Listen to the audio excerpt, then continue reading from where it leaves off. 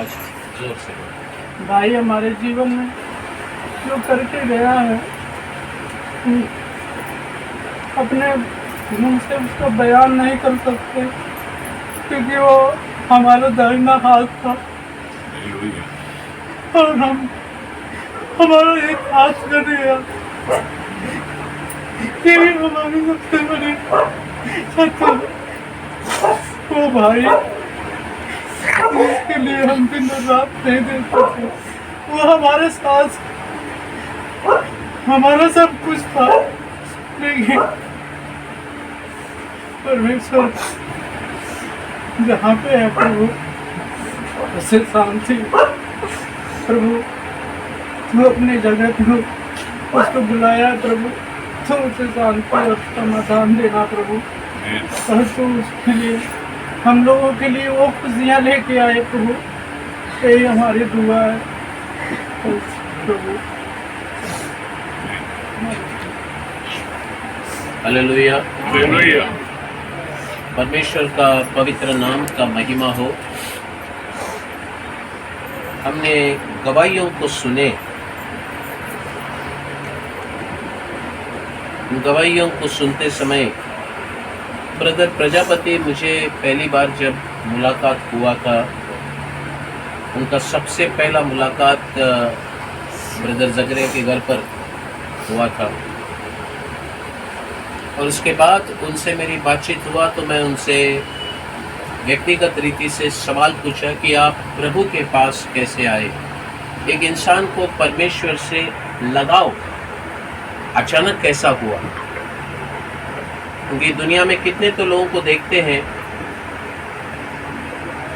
लेकिन सबको परमेश्वर के पास लगाव नहीं है। लोग नाम लेते हैं, पुकारते हैं, लेकिन ये व्यक्ति को इतना लगाव खुदा के पास कैसा हुआ। तब उन्होंने कहा था, मैं मेरे घर परिवार को बचाने के लिए मैं यहाँ से साउथ अफ्रीका की यात्रा किया था, विदेश में। हम जितने भी लोग गए, हम सभी लोग वापस आए और सबको डायलिसिस किडनी में समस्या आ गई, और फिर वो खाट पकड़कर बैठे रहे। बहुत दिनों से वो चल नहीं पाते थे, उठ नहीं पाते थे। इस मुंबई की शहर में वो आए, किसी बाबा से मुलाकात किया। उनको लोगों ने कहा कि आप गरीबों को खाना खिलाना है, लेकिन आपको पैसा भीख मांग कर खिलाना है। और ये सारा चीज वो खुद किया। मुझे बताया, वो बात पता था कि उनकी पत्नी और वो साथ में ही थे ये सब कर्म। उन्होंने कहा कि कैसा तो मुझे ठीक होना है। ऐसे समय में परमेश्वर का प्रेम क्या है उसको किसी ने आकर बताया। प्रभु यीशु के पास आने के बाद वो परमेश्वर का प्रेम को जाना, जिंदगी में अपना जीवन प्रभु को समर्पण किया। शरीर में समस्या थी, उसकी दोनों किडनियों में जान ही नहीं था, लेकिन उसको जीवन का एक एक पहलू क्या है वो समझ में आया कि शरीर कभी ना कभी एक दिन नाश होगा ही होगा, लेकिन ये जीवन जो प्रभु ने दिया है ये बड़ी अनमोल है।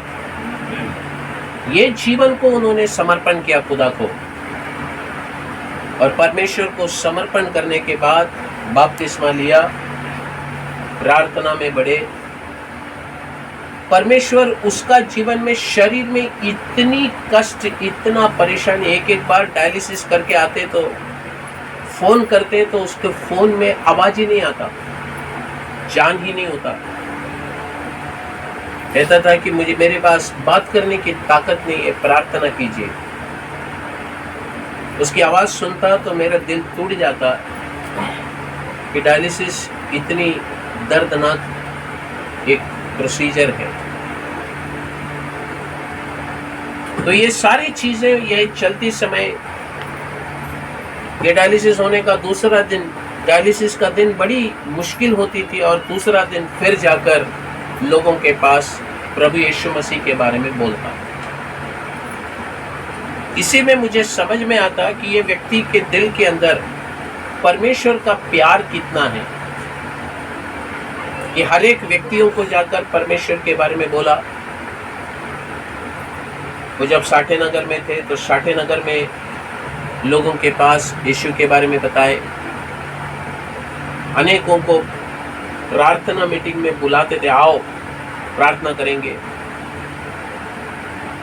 कभी कभी वो कुछ लोगों को दुष्टात्मा से पीड़ित रहते थे तो फोन करता था, पास्टर जी में जाकर आऊं क्या? क्योंकि शैतान उधर जाता तो उनके साथ इतना लड़ाई होता तो कभी कभी वो सर में भारी होके आ जाते और बोलते बहुत भारी हो गया, डरो मत, प्रार्थना करेंगे। प्रार्थना करता, उसको शत्रु को भगाता, बोलता शत्रु भाग गया, बोलता फिर मैं उसको छोड़ूंगा नहीं, उसको यीशु के बारे में बताऊंगा। यानी कि एक व्यक्ति के अंदर यीशु मसीह का जो प्यार था, वो प्यार उसका इतना बड़ा था कि वो प्यार लोगों तक वो बांटते गए। कभी कभी मुझसे पूछते थे कि लोग बताते थे कि लोग बोलते हैं तुम्हारा यीशु तुमसे इतना प्यार करता है तो तुम अभी भी डायलिसिस में क्यों हो? मैं बोलता था क्या जवाब देते हैं आप? मैं उसको पूछता था क्या जवाब देते हैं आप?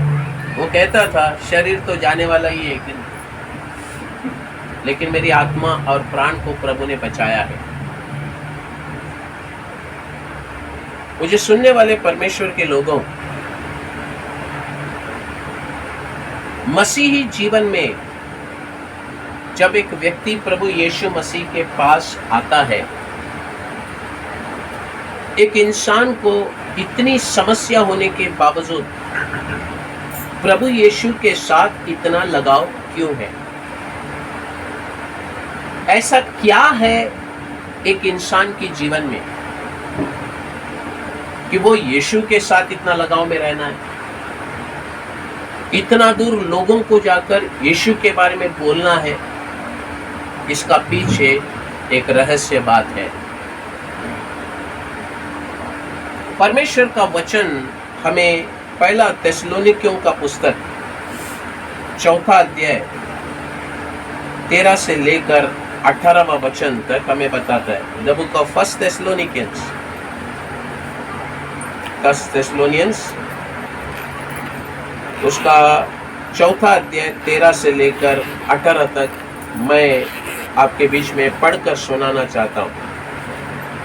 हे भाइयों, हम नहीं चाहते कि तुम उनके विषय में जो सोते हैं अज्ञान रहो। आज भाई प्रजापति हमारे बीच में नहीं है। बाइबल ये नहीं कहता है कि वो मर गया है। बहुत ख्याल से सुनिए। आपको एक बात मैं बताना चाहता हूं, बाइबल का रहस्य क्या है। जब आदम और हव्वा को परमेश्वर ने पहला मनुष्य और पहला स्त्री को जब प्रभु ने बनाए, उनको ये कहा कि जिस दिन तू फल खाएगा उस दिन ही तू मरेगा। मौत का शब्द वहां पर इस्तेमाल किया गया। तो सभी लोगों के अंदर एक सवाल आता है, फिर वो लोग मरे क्यों नहीं? ये बात को हमको पहला समझना है कि मसीह के अंदर का रहस्य ये है कि जब इंसान परमेश्वर का आज्ञा उल्लंघन किया, वो फल को खाया, उसी दिन वो दोनों ही मर गए। वो मरा हुआ लोगों का जीवन को जिलाने के लिए ही उद्धार का एक मार्ग प्रभु यीशु मसीह ने हमारे लिए तैयार किया। यानी कि जब एक व्यक्ति प्रभु यीशु मसीह को अंदर लेते हैं, इसलिए वो कहता है मैं ही पुनरुत्थान हूं। वो अंदर लेते समय मरा हुआ इंसान को पहला अंदर जिलाता है, तभी उसके अंदर एक नया आत्मा जन्म लेता है। लेकिन जब शरीर में जब शरीर से आत्मा अलग होता है, बाइबल कहता है कि अभी वो सो रहा है, वो मरा नहीं है, क्योंकि ऑलरेडी एक मौत हो गया, उसमें से पुनरुत्थान जो जो प्रभु यीशु मसीह को स्वीकार किए हैं, उतार पाए, उसको पुनरुत्थान पृथ्वी में पहला मिल चुका है। अगला पुनरुत्थान जब वो सोता हुआ इंसान को जिलाएगा तब होगा।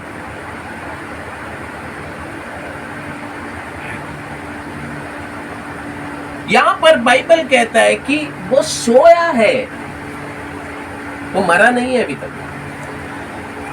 दूसरी मौत अभी अलग है। पहला मौत हो गया था, उसमें से हमें उद्धार में जिला दिया है। दूसरी मौत कब होगा मालूम है क्या? नरक बोलता है उसको, दूसरा मौत कहा गया। That is called second death. प्रभु का पवित्र नाम का महिमा हो। अभी बाइबल कहता है जो मरे हैं यानी कि सोते हैं, जो इस संसार से चले गए हैं, उसके बारे में कुछ बातों आपको अज्ञान नहीं होना है, यानी कि जानकारी की जरूरत है। क्या है? ऐसा न हो कि तुम औरों की नाई शोक करो जिन्हें आशा नहीं। देखिए एक बात बताता हूं, जब मैं मेरा पिताजी को खो दिया, उस समय हम छोटे थे, हमारा पूरा घर में हम सब पिताजी का ही आसरा में चलते थे। मेरी माँ उस समय गर्भवती थी।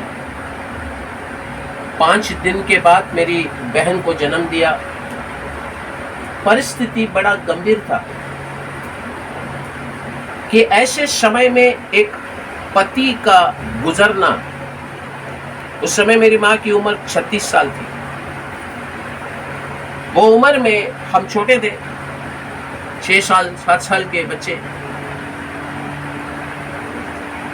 सभी उन्हीं के आधार पर थे। अब वो चले गए तो उसकी कमी पूरा घर में, पूरा कलीसिया में महसूस हुआ। कभी हम उस बेड में सोते तो हमको याद आता यहाँ पर पिताजी सोते थे। कभी हम उस हॉल में बैठते और पारिवारिक प्रार्थना करता तो हमको याद आता यहाँ पर पिताजी भी बैठते। कभी कभी घर पर राशन नहीं होता तो ऐसा लगता कि अगर पिता होते तो ये राशन की कमी नहीं होती। ये कमी का एहसास एक घर के अंदर होता है जब वो घर उस पर आधारित है। और 100% ये कमी का एहसास, जैसा उनके छोटे भाई ने बताया कि वो मेरे दाहिने हाथ थे,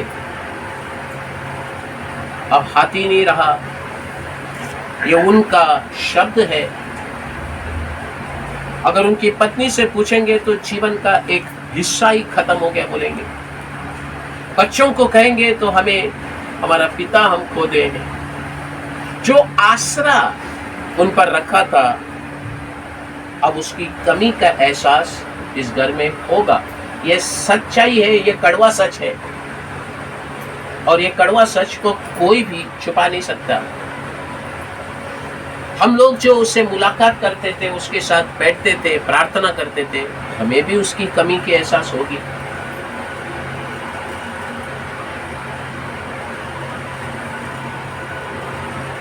ये कमी का एहसास इस पृथ्वी में होगा। क्यों?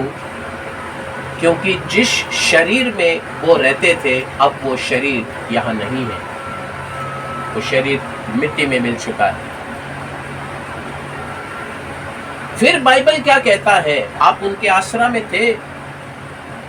बाइबल कहता है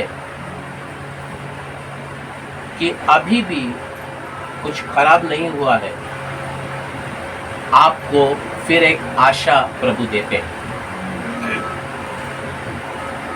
कभी कभी हम लोग तस्वीर लगाते हैं गुजरने के बाद,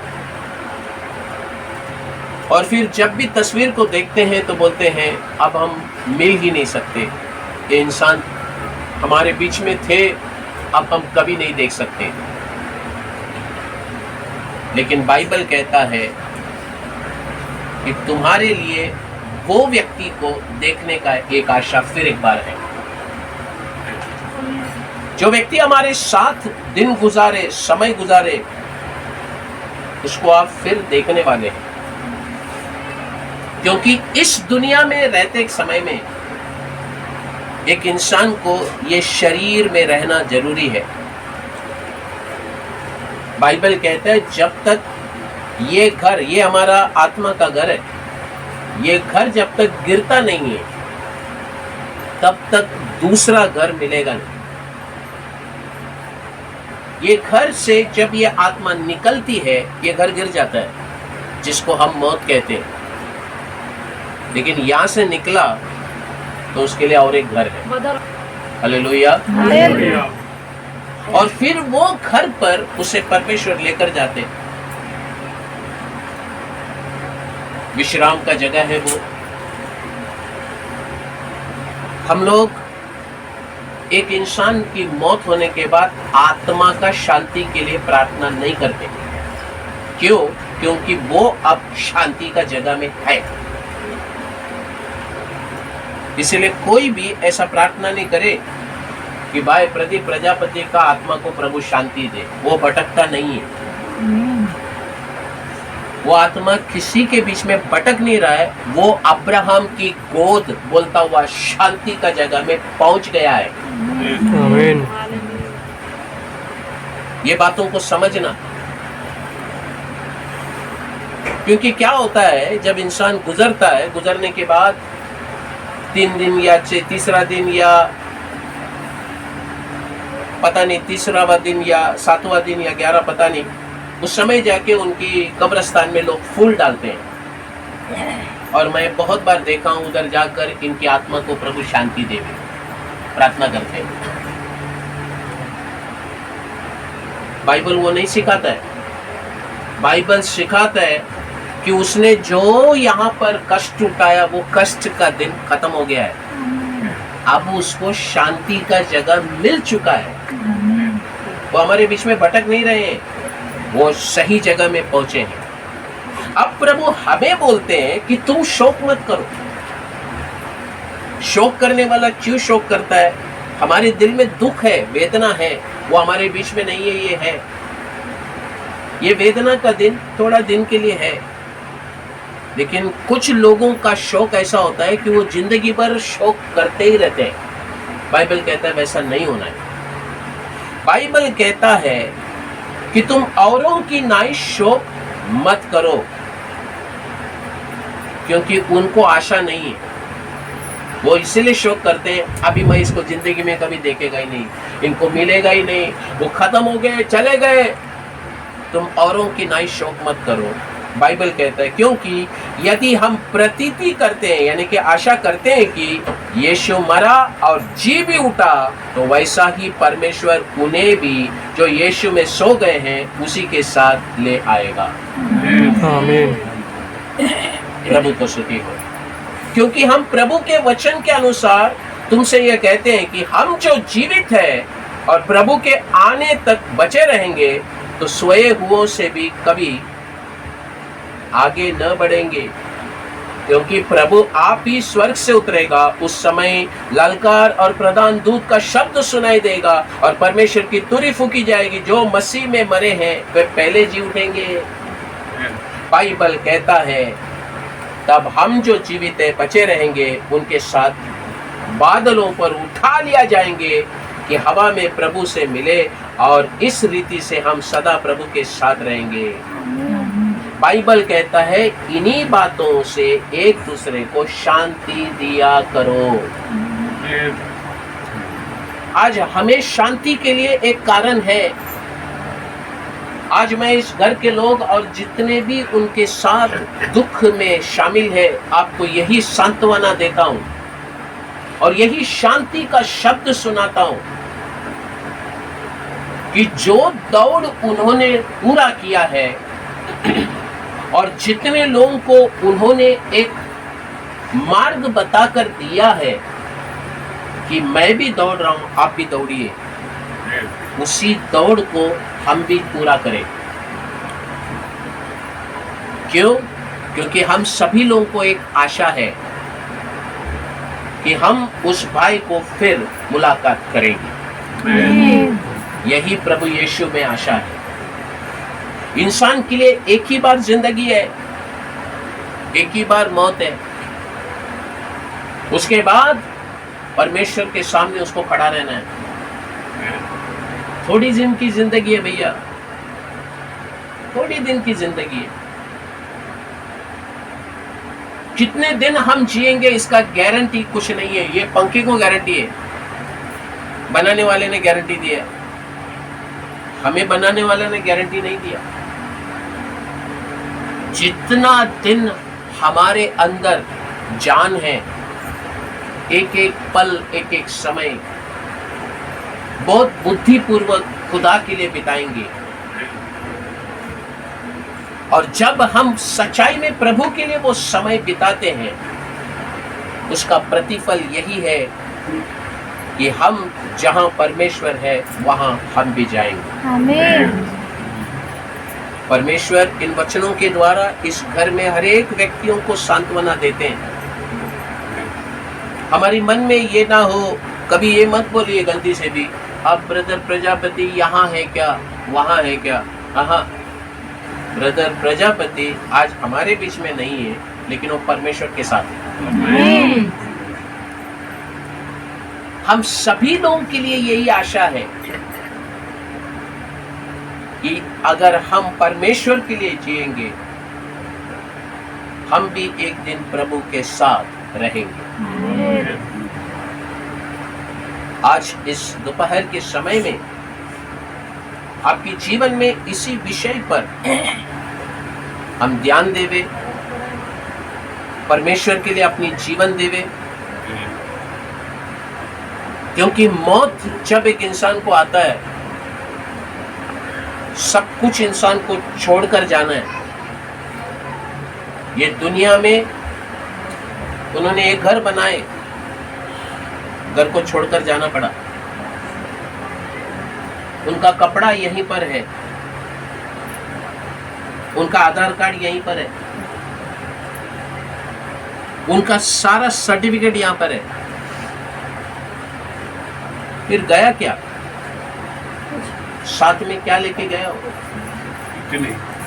इस दुनिया से कुछ नहीं लेके गया। इस दुनिया में जो कुछ भी आप कमाने के लिए करते हैं ना, सब खत्म हो जाएगा। जाते समय केवल परमेश्वर के लिए आप जो किए ना, वही साथ जाएगा, वही साथ जाएगा, दूसरा कुछ नहीं जाएगा। बाकी सब यहीं पर रहेगा। जिंदगी के लिए आज जीने का एक मकसद प्रभु हमको देते हैं। उन्होंने अपने जीवन में अच्छा दौड़ दौड़ा है। आज वही गवाही हमने सुने। एक ऑटो में जाएंगे तो भी उनका एक कहना था, इनको यीशु के बारे में बोलने दो। जब यहाँ पर पहली बार मैं आया, उन्होंने जब यहाँ पर घर बनाए, जब आए, हमारे अड़ोस पड़ोस के बहनों हैं यहाँ पर, आपको यीशु के बारे में बोला था कि नहीं? उनको चर्च में भी लेकर आया। उनका यही इच्छा था कि सब लोग यीशु के बारे में जाने जो यीशु को मैं जाना। इसीलिए मैंने आपको कहा कि वो जाते समय में परमेश्वर के लिए जो काम किया, वो काम को साथ लेकर गए। उसका प्रतिफल उनको स्वर्ग में 100% है। आज वही काम हम प्रभु के लिए आगे बढ़ाना है। हम लोग भी एक आशा के साथ ही चलते हैं कि एक दिन हम उनको मिलेंगे, जरूर मिलेंगे। इसलिए ये जो शौक है, थोड़ी दिन उसकी दुख और तकलीफ रहेगा, लेकिन कभी ये सोचकर मत रोइए कि आइंदा मैं कभी उसको मिलूंगी ही नहीं या मिलूंगा ही नहीं। हम जरूर उसे मिलेंगे। आमीन। उसकी तैयारियां हमको करना है। आइए 2 मिनट अपनी आंखें बंद करें। मैं विशेष करके इस परिवार के लिए, उनकी पत्नी, उनके भाई, उनके बच्चों के लिए प्रार्थना करने जा रहा हूँ। हे हमारे स्वर्ग के सर्वशक्तिमान प्रभु, तेरे पवित्र नाम को हम धन्यवाद देते हैं प्रभु जी। हम प्रार्थना करते हैं प्रभु, ये सांत्वना की एक आराधना है, इट्स अ कंडोलेंस मीटिंग। हम एक दूसरों को शांति क्या बोलकर देवे, यही बाइबल सिखाता है कि जो भी प्रभु में सोए हैं वो एक शांति और सुख की जगह पर गए हैं। उनके विषय में निराशा होकर तू शोक मत मनाना। हम सभी लोगों को एक आशा है, और वही आशा है कि यीशु आएगा। जो लोग मसीह में सोए हैं वे सभी फिर जी उठेंगे और हम सब मिलकर यीशु के साथ रहेंगे। प्रभु जी, जो व्यक्ति यीशु को जानता ही नहीं था, जो खाट पकड़कर सोया था, यीशु का प्रेम ने उसको उठाकर 13 साल चलाया, और 13 साल में उन्होंने अनेक लोगों को यीशु का प्रेम बताया। आज हम प्रार्थना करते हैं प्रभु जी, यही बोझ और यही प्यार हमारे अंदर भी भरा दे। हम जीते जी परमेश्वर के लिए कुछ करते जाए। आज तक हमारे बीच में ऐसे लोग हो सकते हैं जो अभी तक प्रभु के लिए कुछ किए नहीं होंगे। आज तो हर एक इंसान के अंदर एक सवाल पैदा करा प्रभु कि मैंने प्रभु के लिए क्या किया है। आज प्रभु के लिए जीने सहायता और मदद कर। हर एक व्यक्तियों को एक आशा है करके तू बताया है, वो आशा में आगे बढ़ने सहायता और मदद कर प्रभु।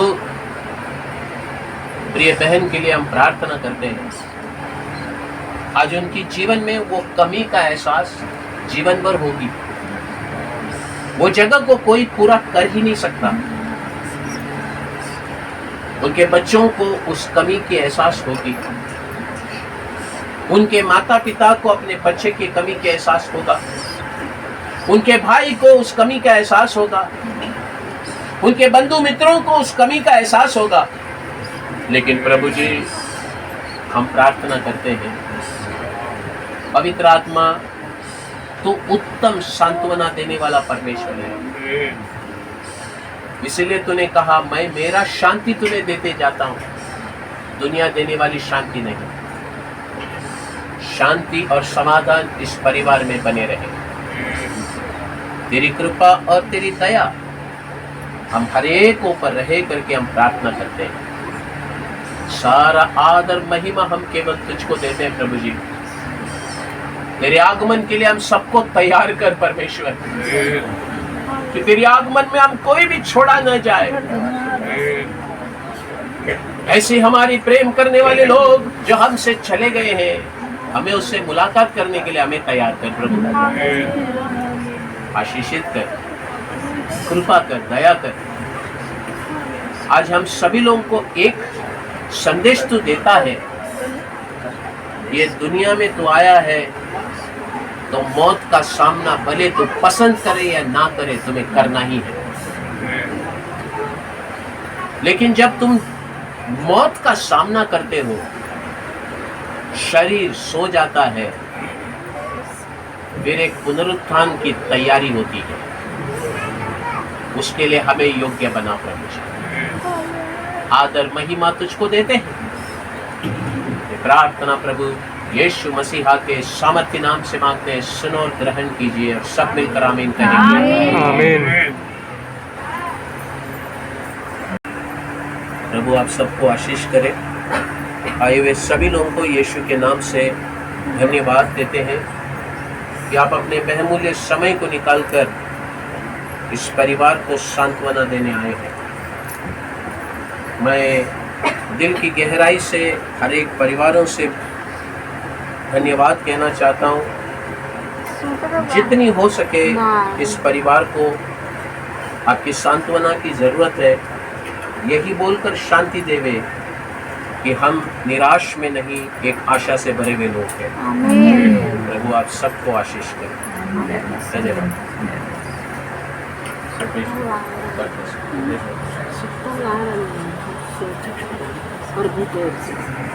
Saya nggak pernah itu ya. बेटे